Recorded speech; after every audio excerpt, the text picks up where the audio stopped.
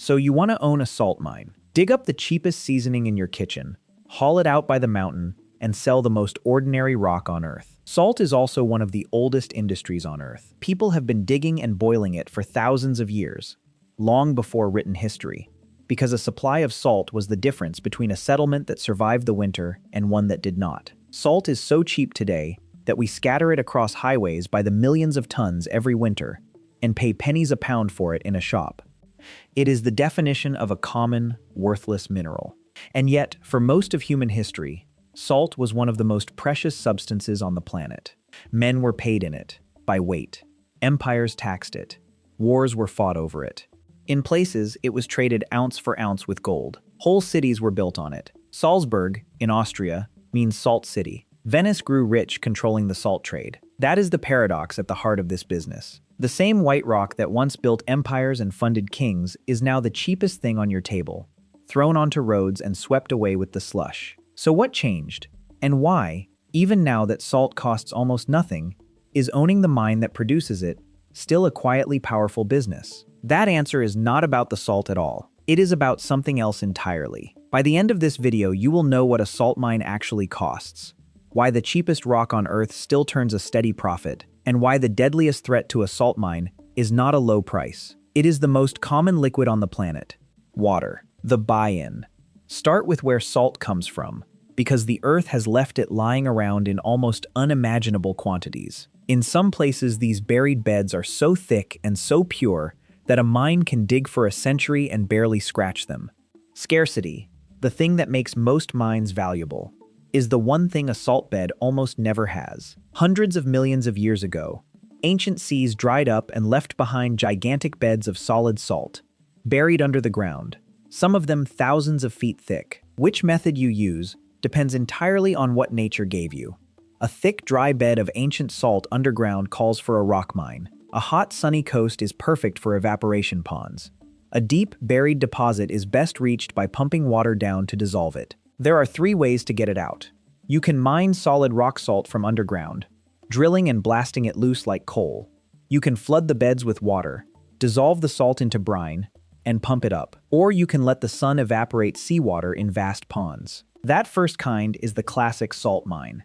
A vast underground cathedral, carved out room by room, with towering pillars of solid salt left standing to hold up the roof. Some of these mines are so huge that trucks drive through tunnels of pure salt. These underground mines are strangely beautiful. Walls and ceilings of glittering crystal, vast rooms carved from a single ancient sea. One of the largest salt mines in the world sits 1,800 feet beneath a lake, a labyrinth of salt, so vast it stretches for miles. Setting up a serious mine costs hundreds of millions of dollars, and so few are ever built that in all of North America, no brand new salt mine has opened in about 25 years. But here is the strange part of the buy-in. Finding salt is not the challenge. It is everywhere, nearly pure, in quantities beyond counting. Your whole game is getting it out cheaply, and then moving it, because that is where all the difficulty and all the money hide. What you inherit. You inherit a near-worthless rock and a hidden monopoly, both born from the same simple fact. To grasp how cheap it is, consider that a ton of road salt, enough to fill the back of a pickup truck, can cost less than a nice dinner for 2. So forget any dream of striking it rich on a single haul. A salt mine is not a lottery ticket like a gold or diamond mine. It is a slow, steady conveyor belt of a cheap essential. Salt sells for almost nothing per ton. So this is a game of enormous volume. You do not get rich on the price of any single grain. You get rich, if at all, by moving a mountain of it, cheaply and reliably, year after year. Now the twist that makes it work. Salt is cheap, but it is also heavy. Move it very far, and the cost of freight quickly grows larger than the value of the salt itself. So a mine can only sell within a limited radius around it. That freight cap is a gift in disguise. Because no distant rival can afford to ship cheap salt into your backyard, the mine near a city quietly becomes the only real supplier for miles around. A worthless rock, sold from a natural local monopoly. And you cannot hedge the sky. No clever contract, no financial trick can make it snow. You just build your mountain of salt through the year and wait, at the mercy of clouds you will never control. You also inherit the weather as your master. Nearly half of all the salt in the world is thrown onto roads to melt ice. A long, brutal winter is a bonanza. A run of mild winters, and your biggest customer just stops buying. You inherit the strangest customer of all, the chemical industry. More than a third of the world's salt is fed into vast plants to make chlorine and caustic soda, the hidden building blocks of plastics, paper, and thousands of everyday things. You inherit something almost no other business can claim. There is no substitute. For most of its uses, from de-icing to chemicals, nothing else can economically replace salt. Demand for it is about as solid as demand ever gets. So what you really inherit is not a glamorous mine. It is a cheap, heavy, essential rock, sold from a quiet local monopoly, to customers who cannot say no, held hostage to the weather, and never worth very much per ton. The revenue layers. A salt mine earns from a handful of very different markets, and each one has its own rhythm and its own price. This is why a single bad forecast can swing a mine's entire year. Cities stockpile salt before winter based on guesses, and whether those guesses are right, and whether the storms actually come, decides whether the mine has a boom year or a bust. Layer 1 is de-icing, the giant. Coarse rock salt, sold by the truckload to cities and highway departments to keep winter roads from turning deadly. Huge volume, low price, and utterly at the mercy of the snow. This chemical demand is the quiet backbone of the whole business. It does not care about snow, or fashion, or the economy. As long as the world makes plastic, paper, glass, and soap, it needs chlorine and caustic soda, and so it needs salt. Layer 2 is chemical grade. Salt and brine sold to the chlor-alkali plants that split it into chlorine and caustic soda. It is unglamorous, but the demand is steady and contracted, flowing whether it snows or not. The purer the salt, the more it is worth, and the more it costs to make. Getting salt clean enough for medicine or fine food means dissolving it and recrystallizing it with heat. Layer 3 is the high purity trade. Fine vacuum salt, evaporated to near perfect purity, sold at a much higher price for food processing, water softening, and pharmaceuticals. The same rock, refined, worth several times more. Layer 4 is specialty and gourmet. Pink Himalayan salt, French sea salt, flaked finishing salts, sold not by the ton, but by the tiny jar, at prices that would astonish a road crew. Branding turns a common rock into a luxury. Here is the spread that defines the business. That same salt, leaving the mine for around $60 a ton, can be worth over $200 a ton once purified, and vastly more once it is branded and bottled. But notice the thread. Whether it is road grit or gourmet flakes, it is all the same cheap rock pulled from the same beds. Its difference in value is almost entirely about purity, packaging, and above all, how far and to whom you can move it. Listen to that again. Most businesses fight over a scarce resource. Here, the resource is almost infinite and nearly free. The competition is not to own the salt. It is to own the shortest, cheapest path from a salt bed to a customer who needs it. Here is the idea that unlocks this whole business, and it is worth stopping on completely. The salt mine business is not really about salt. Salt is the cheapest, most abundant mineral there is. This business is about logistics. It is governed by the cost of moving a heavy, worthless rock, not by the rock itself. Listen to that again. You do not win by finding salt, because it is everywhere. You win by being the closest cheap salt to your customers, so that freight builds you a wall no rival can cross. Nearness is the whole strategy. Watch the numbers. Salt that leaves the mine for around $60 a ton can cost nearly $200 a ton by the time it is delivered in a shortage. Most of that gap is not salt, it is freight. The trucking is the business. This is why the map of salt mines looks nothing like a map of the best deposits. So you never really owned a mineral. You owned a position on a map. A cheap rock sitting in exactly the right spot, close enough to a hungry market that no one else could undercut you.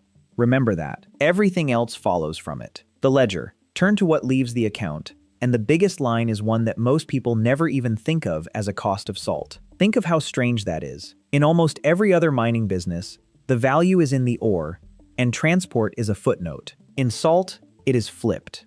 The rock is the footnote, and moving it is the main event. Freight is the king of this ledger.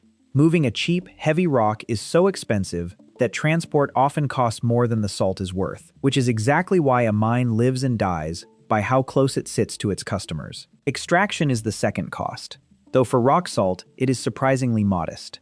You drill, you blast, you scoop up the loosened salt, and you hoist it to the surface. The beds are nearly pure, so there is little waste to deal with. This split is why one salt mine can look nothing like another on paper. A rock salt operation runs lean and cheap. A vacuum evaporation plant runs hot and costly. Energy is the third, and it depends on your method. Digging rock salt is cheap on energy, but evaporating brine into pure white vacuum salt takes enormous heat, which is why that fine table salt costs so much more than the coarse grit on the roads. Then the machine itself, the shafts, the hoists, the underground fleet, all of it representing hundreds of millions in capital that must be earned back one cheap ton at a time. It is a quiet irony. To keep the mine from collapsing, you must leave a large portion of your own valuable product standing forever as columns, unsold, holding up the sky. Then labor, and the patient cost of the pillars. In a room and pillar mine, you must leave huge columns of salt standing, unsold, forever, just to hold up the roof. A large share of your own product can never be taken out at all. Beneath it all sits the quiet gamble on the weather. Your costs run every month of the year, while your biggest revenue, road salt, arrives only if the winter is cruel enough to demand it. The trap. Here is the trap, and this business hides two of them, one slow and one sudden. In a mild year, you cannot just ship your surplus somewhere colder, because the freight would cost more than the salt is worth. So the pile grows, the cash stops, and you can only wait for the weather to turn back in your favor. One slow trap is the weather and the freight, working together. Your biggest market depends on snow you cannot summon, and your reach is capped by a freight cost you cannot escape. A few mild winters in a row, and a mountain of unsold salt just sits there, earning nothing. On a cheap commodity, you cannot raise the price to fix it either. Salt is so cheap and so interchangeable that there is almost no room to charge more. You are locked into a thin margin, grinding out profit by the ton, praying for a hard winter. But the sudden trap is the one that can erase everything in a single afternoon. And it comes from the most ordinary substance imaginable. The one thing a mountain of salt cannot survive: water. This is the cruel joke buried in the whole business. The very quality that makes salt useful, that it dissolves so readily in water, is the same quality that makes the mine that holds it so terrifyingly fragile. Remember what salt does in water. It dissolves. So a salt mine is a vast cathedral, held up by pillars of the one material that vanishes the instant water touches it. Let water in, and the pillars melt, and the roof comes down. So watch the whole trap. You run a low-margin business on a cheap rock, capped by freight, hostage to the weather, inside a structure that the most common liquid on Earth can dissolve out from under you in hours. One breach, and a century of mine is gone. To understand how this ordinary rock once ruled the world, and why controlling it was worth marching hundreds of miles for, go back to a thin man in simple robes, walking toward the sea. For almost all of human history, salt was not cheap. It was survival itself. Before refrigeration, salt was the only way to preserve meat and fish through the winter. So whoever controlled the salt controlled whether people lived or starved. Whole trade routes, and even the word soldier itself, have been linked to salt. What is certain is that salt sat close to the center of money, power, and daily survival for thousands of years. Roman soldiers were partly paid in salt, or in money to buy it. And from that root comes a word you use every day: salary. Your monthly pay is named after this humble rock. In some medieval markets, a person could be bought and sold for salt. Great roads were built to carry it. And in the deserts of Africa, caravans of camels hauled salt across the Sahara to trade, in some places, ounce, for gold. Because everyone needed it, rulers taxed it without mercy. France's hated salt tax, the gabelle, helped fuel the fury behind its revolution.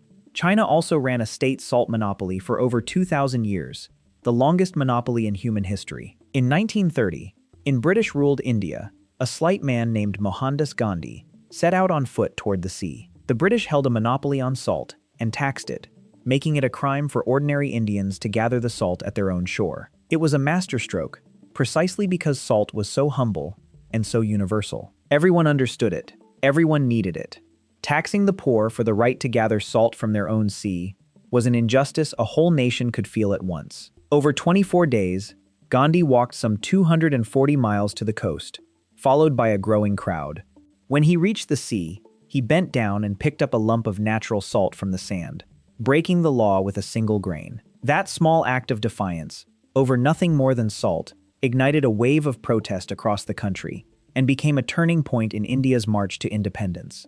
A humble rock, once again, at the very center of history. So understand what salt really was.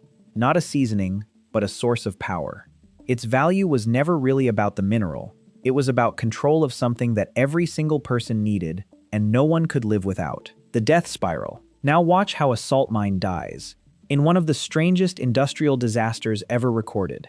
A mine erased in a single afternoon by the very enemy it feared most. On its shore sat a small island with a historic home and a beautiful botanical garden. It was, by every appearance, one of the calmest and safest places imaginable. A postcard of quiet southern water and green land. In November of 1980, in Louisiana, there sat a shallow, peaceful freshwater lake called Lake Pennies, no more than about 10 feet deep, used for quiet fishing and boating. But far beneath that placid water ran the tunnels of the Diamond Crystal Salt Mine, a working cathedral of chambers and pillars of solid salt, where miners pulled up around 100,000 tons of salt a year. On the surface, an oil company had set up a drilling rig, searching for petroleum trapped near the salt below. But their map was wrong, and their drill was in the wrong place, aimed straight at the roof of the mine. On the morning of November 20th, the drill punched through the roof of the salt mine. A small hole, at first, but water had found its way into a mine made of salt, and water is a salt mine's one mortal enemy. As lake water poured through the hole, it dissolved the pillars of salt holding up the roof. The hole widened, the water rushed faster, and a whirlpool a quarter of a mile across opened on the surface of the lake. Witnesses described the water spinning like a giant toilet flushing, dragging everything toward its center. Trees vanished. The solid ground itself broke apart and slid into the churning hole. In about 3 hours, the entire lake, 1.5 billion gallons of water, drained into the mine like a bathtub. The whirlpool swallowed the drilling rig, 11 barges, a tugboat, trucks, trees, and 65 acres of solid land. A canal that fed the lake reversed and roared backward, creating the tallest waterfall the state had ever seen. When it was over, a 10-foot fishing pond had become a saltwater lake 200 feet deep. It was gone, completely destroyed. Here is the one mercy. Every miner underground escaped alive, and no one was killed. But the mine was a total loss, erased forever, and its workers lost their jobs. A whole business, dissolved in an afternoon. No mismanagement caused it. No bad market, no cheaper rival, no mild winter. Just a single drill in the wrong place, and the one substance a salt mine can never allow inside, and a century of careful work was undone before lunch. That is the death spiral of this business. Not a slow decline, but the deepest lesson of all. A salt mine can be the cheapest, steadiest business on Earth, and be dissolved out of existence in 3 hours by the most common substance on the planet. So who survives, and how? Survivors treat salt for what it really is. A logistics business and a game of location, defended against the two things that can kill it: the weather and the water. Location, in this business, is not one advantage among many. It is almost the entire game. A mediocre deposit next to a huge snowy city beats a magnificent deposit stranded far from any customer, every single time. First, they own the cheapest rock closest to the biggest markets. Since freight is destiny, a mine that sits right beside a snowy, salt-hungry region holds a monopoly that no distant, cheaper deposit can ever break. Second, they balance the weather with the chemical trade. By selling steady, contracted salt to chlor-alkali plants that buy all year round, they cushion the wild swings of a de-icing market that only pays when it snows. Third, they win the storms. When ice hits, cities pay a premium not for the cheapest salt, but for the supplier who can guarantee a truck arrives on time. Reliability in a blizzard is worth more than a low bid. Fourth, they climb the value ladder. Beyond bulk road grit, they refine high-purity salt for food and chemicals, and even bottle specialty salts, wringing far more value from the same cheap beds. They map every old tunnel, respect the location of every neighboring drill, and never let cost-cutting weaken a pillar or a seal. In this one business, paranoia about water is not caution, it is survival. Fifth, above all, they guard against water. They monitor for leaks, leave strong pillars standing, and keep water out at any cost, because they know the one thing that can dissolve a century of business in an afternoon. This lesson is cold and clear. You do not get rich mining salt. You get rich owning the right cheap rock. In the right place, sold to customers who cannot refuse it, and protected from the weather above and the water below. The honest answer is that it is one of the least glamorous and most durable businesses you could pick. No one dreams of a salt mine the way they dream of a gold mine. So does owning a salt mine actually work? It does. Quietly and steadily. More like owning a stretch of essential infrastructure than a glamorous mine. For the right owner, in the right place, it is a beautiful, boring business. You sell an essential product with no substitute. From a freight-protected local monopoly to buyers who will keep coming back for as long as roads freeze and factories run. Sit on a rich, low-cost deposit beside a snowy region and a cluster of chemical plants, and you own a quiet cash machine that grinds out steady profit decade after decade, immune to fashion and almost immune to recession. This is not a business of soaring highs. It is a business of quiet, grinding reliability, punctuated by rare catastrophe.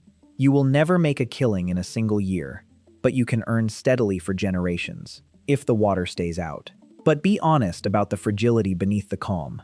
Your product is dirt cheap, your reach is capped by freight, your best season depends on the sky, and your entire mine can be dissolved by a single leak of the most ordinary liquid there is. Own the right rock, guard the water, and you hold one of the steadiest businesses in all of industry. Get greedy, get careless with the water, and you become the mine under Lake Peigneur, gone in an afternoon, with nothing left but a whirlpool where a fortune used to be. You never really owned the salt. Salt is everywhere, the cheapest rock on earth, an ocean of it under your feet and another over the horizon. What you owned was the space around the salt, the monopoly that freight quietly built, the demand that the winter delivered, and the pillars of solid salt that held back the water. That salt was never really the business. It was just the thing that dissolved, the day the water finally got in. Closing frame.